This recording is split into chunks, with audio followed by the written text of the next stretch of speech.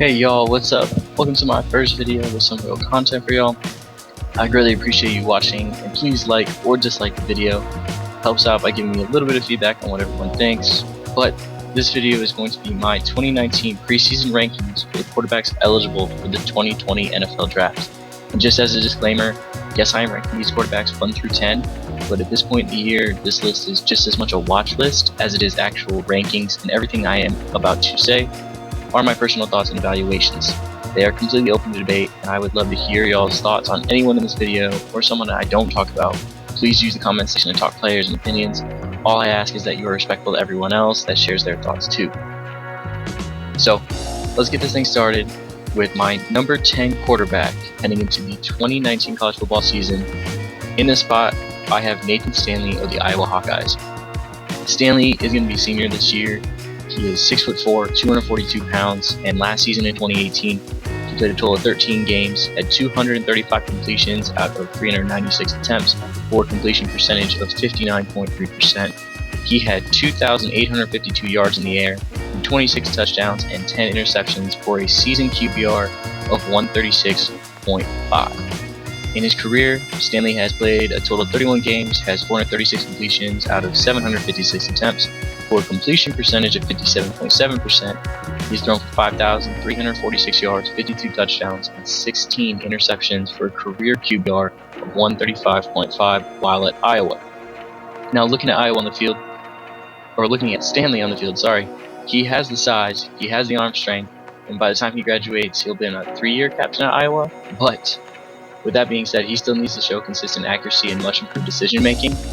He is tough, he is a leader, and if you don't believe me, go watch the bowl game against Mississippi State this last season, because that's a great example of who Nate Stanley is. But evaluating the quarterback he is right now, he lands at the number 10 spot for me. Next up, to the number 9 spot on my list, I have Shea Patterson from Michigan.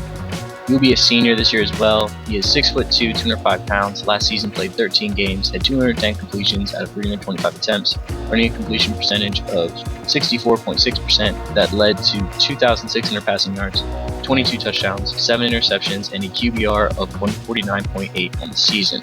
In his career, which started at Ole Miss before transferring to Michigan, he played in 23 games, has thrown 448 completions with 717 total attempts for a completion percentage of 62.5% and accumulated 5,739 yards in the air, 45 touchdowns, 19 interceptions, and a career QBR of 145.1. Patterson, in terms of numbers, has progressed every season since starting out at Ole Miss in 2016, improved all of his efficiencies as well as maintained his ability to be somewhat of a threat running the ball. But where I would like to see Patterson improve is just as an overall pocket passer. He has the arm strength to hit receivers downfield, he shows good touch and accuracy at times, and has decent pocket awareness. He isn't truly terrible in any area, but definitely can improve in all aspects of his game. I feel like opinions on Patterson vary greatly because of this skill set, but I believe he has some weapons around him on offense, and he is on a well-coached team. He should garner some buzz if he leads Michigan to a strong season. Moving on to number 8, I'll talk a bit about Sam Ehlinger of the Texas Longhorns. In 2019, Ehlinger will be a junior. He is 6'3", 235 pounds. He's coming off a real strong sophomore season in 2018, where he played 14 games, had 275 completions for 425 attempts, a completion percentage of 64.7%, 3,292 yards, 25 touchdowns, 5 interceptions, with all that giving him a QBR of 146.8 in 2018. Now, since getting an opportunity to start in 2017, Ehlinger has played 23 games, 433 completions out of 700 attempts for a completion percentage of 61.9%, has 5,207 yards, 36 touchdowns, and 12 interceptions, leading to a career QBR of 137.9. Ehlinger has been a key catalyst in the Texas is back movement. A lifelong Longhorn fan, he has proven to be an exuberant leader that shows on the field. Looking at his development last year, he greatly improved his touchdown-to-interception ratio, which was much better than the 11 touchdowns to 7 interceptions he had in 2017, as well as increasing his completion percentage from 57.5% in 2017 to the 64.7% he had in 2018. He had a great year as a runner too, with 482 yards and 16 touchdowns on the ground. He is poised for a fantastic 2019 season with Colin Johnson returning, and that only improves his outlook. With Heisman hype around him and the expectation to further develop his skill set, Ehlinger can make some serious waves as a 2020 draft prospect. Next up at number 7, I have Steven Montez from Colorado. Montez will be a senior in 2019. He is 6'5", 235 pounds. Last season he had 12 games played, 258 completions from 399 attempts, which is a completion percentage 64.7%. He had 2,849 yards, 19 touchdowns, 9 interceptions, giving him a QBR of 135.8 in 2018.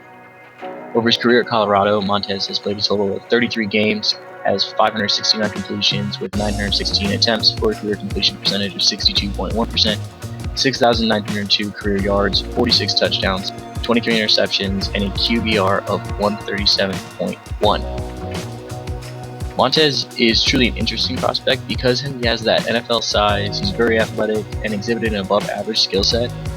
Now, that being said, my biggest issue with Montez is the consistency we get to see the upper limits of his skill set. Another issue for me is that even though his completion percentage has improved every year since starting in 2016, his yards per attempt has decreased along with his QBR, and his touchdown interception ratio has nearly stayed the same. Now, I have him here at number 6 because I think his potential is very high in 2019. He has all the tools needed to be a top quarterback in college football, and he gets help from a highly viewed wide receiver prospect in Laviska Shenault. If Montez can improve his numbers while maintaining consistent play, there will be plenty of NFL teams willing to give him an opportunity come the end of April.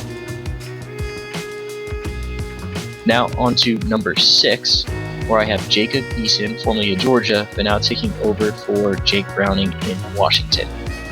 Eason will be a senior. He is 6'6", 227 pounds. Now, Eason has no stats from last season due to his transfer, but also his last full season was in 2016 when he was a freshman. And in that freshman season, he played 13 games, had 204 completions out of 370 attempts, giving him a completion percentage of 55.1%. He threw for 2,430 yards, 16 touchdowns, 8 interceptions, leading to a QBR of 120.2. I would go over his career stats, but they don't amount to much since he got hurt right at the beginning of 2017 and obviously hasn't played since getting hurt. Eason, though, was viewed as a top quarterback prospect coming to Georgia and delivered a freshman season where he was thought to be that player that could get Georgia back to the national championship. Sadly, he went down in that 2017 season opener and was replaced by Jake Fromm, who we'll be talking about in a little bit. It is hard to anticipate how Eason will do, having not been in the game since the beginning of 2017, but just looking at how he has had a long time to recover, really get familiar with the offense of Washington, Eason can come right in and take over where he left off after that 2016 season.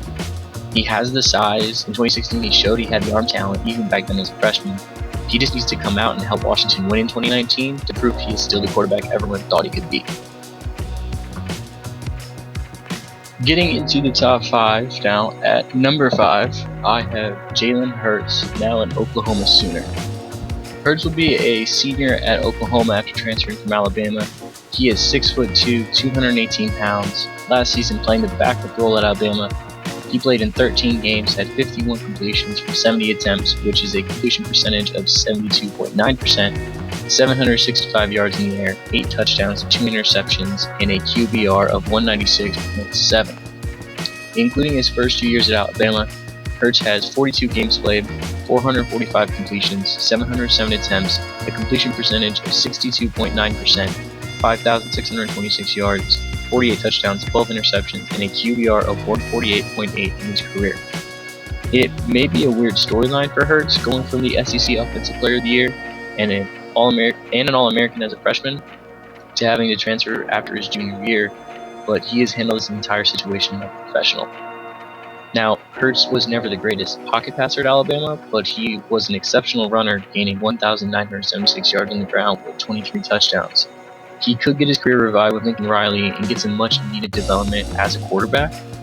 Now also, there is a lot of hype around Hurts, especially those wondering if he can repeat as the 3rd Oklahoma quarterback to win the Heisman, as well as being the 1st overall pick in the NFL draft. So there's definitely a lot to watch out for from Hurts in the 2019 season. Next on my list at number 4, I have KJ Costello from Stanford. Costello is going to be a junior this season. He is listed at 6'5" and 215 pounds. In 2018, Costello played 13 games, had 269 completions out of 413 attempts, a completion percentage of 65.1%, 3,540 yards, 29 touchdowns, 11 interceptions, and a QBR of 155.0. In his career, he's been a part of 24 total games, has thrown 393 completions out of 624 attempts, has a completion percentage of 63%, 5,113 yards, 43 touchdowns, 15 interceptions, and a career QBR of 149.7. Now, Costello is one of the more exciting prospects for me heading into the 2019 season because he improved so much in 2018. He noticeably increased his completion percentage, yards per attempt, and QBR last year. The one set that would be nice to see improved in 2018 is his interception total, but you would want to see that from any quarterback at any school. But if he continues to improve, he could be one of the most statistically impressive quarterbacks in the nation this season. Costello has the NFL intangibles, but he's also playing in a system so similar to the NFL under David Shaw that he should impress a good amount of NFL front offices. But like many young quarterbacks though, he still needs to improve in his decision making, and the big thing I would want to see him do is not force as many balls downfield when pressured. Watching him last season, sometimes I felt he was just tossing it up, like it was some kind of reflex when he got pressured and he didn't feel like he had any other option. I am also interested to see how he fares without J.J. Arcega-Whiteside, but I think he could do just fine and build some significant momentum heading towards the 2020 NFL Draft. Now, at number 3, I have Jake Fromm from Georgia. Going into his junior year, Fromm is listed at 6'2", 220 pounds. In 2018, Fromm played 14 games. He had 207 completions out of 307 attempts, giving him a completion percentage of 67.4%. He threw for 2,761 yards, 30 touchdowns, 6 interceptions, earning himself a season QBR of 171.3. Over his career at Georgia, he has played in 25 games, has 388 completions, 598 attempts, a completion percentage of 64.9%, 5,376 passing yards, 54 touchdowns, 13 interceptions, and a cumulative QBR of 165.9. Looking forward to the 2019 season and the 2020 NFL Draft, Fromm may have the highest ceiling out of any other prospect, but I have heard some people say he is just a game manager type. I don't find that as an insult since he was so efficient last season, and that also might stem from him being in a system at Georgia that loves to run the ball and use its defense to win games. The only real knock I have on Fromm is not that he can't get the ball down the field, even though I don't think he has the strongest arm in the draft, but that's a completely different point. But when he does go push it down the field, the ball isn't always accurate. If he can consistently hit receivers deep this season, as well as just continue to develop in the offense as he already has, Fromm could climb up draft boards extremely quickly. Moving along, once again, we come to the number 2 quarterback on my list, where I have Tua Tagovailoa. The Alabama quarterback will be a junior this season and comes in at 6'1", 218 pounds. In 2018, Tua played in 15 games through 245 completions out of his 355 attempts, earning himself a completion percentage of 69.0%. He gained 3,966 yards through the air with 43 touchdowns to 6 interceptions, earning a QBR of 199.4 on the season. Since getting on the field at Alabama, Tua has been a part of 23 games, has 294 completions, 432 total attempts, a completion percentage of 68.1%, 4,602 yards, 54 touchdowns, 8 interceptions, and a career QBR of 195.1. Now, Tua is already thought to be a very efficient quarterback, but the fact that he had a adjusted completion percentage of 77.9% and a touchdown to interception ratio of 32-4 when kept clean in 2018 really just shows you how dangerous Tua can be. When watching Tua, it's hard to not see the pure talent. He's been successful since he stepped foot on the field in the 2017 National Championship game. He can throw the ball with beautiful touch to all levels of the field. He also knows how to forget when to use his touch and use his above-average arm strength to rifle the ball into a tight window. My favorite aspect of Tua's game, though, is probably his poise in the pocket. The pressure really never gets to him, and he just keeps his eyes downfield, uses his athletic ability to extend the play if he has to, and then makes things happen for Alabama. And on top of that, I've watched him just stand in there, make a throw, and take a hit to do it, which I love. Not saying that I'd love to see a quarterback get blasted, but I love seeing the willingness and toughness to do what he has to do. It is going to be very exciting to see what Tua can do in 2019, especially with all the weapons coming back and surrounding him. He is a favorite to win the Heisman and primed to make a jump to the number 1 quarterback spot in the 2020 NFL Draft if he does what I think he can do. Before I get to the number 1 quarterback on my preseason rankings, I am going to mention just a few guys who I think should be getting watched in addition to the names I've previously mentioned. I chose to stick with just 3 names for honorable mention, and it was honestly very difficult to pick these 3 because I feel like there's a decent amount of depth to this quarterback class. But the first guy I do want to mention is Joe Burrow from LSU. He will be a junior this year and truly a bright spot at the position LSU has not had in some time. He will make LSU very competitive in the SEC this year with the help of a perennially stout defense. The second quarterback I want to quickly highlight is D'Eriq King from Houston. All I can tell you is if you have not heard of D'Eriq King, I suggest you will watch some highlights after you finish watching this video, because King can really play. He's extremely explosive, and I kind of compare him to Lamar Jackson or maybe Johnny Manziel because they have a better size comparison.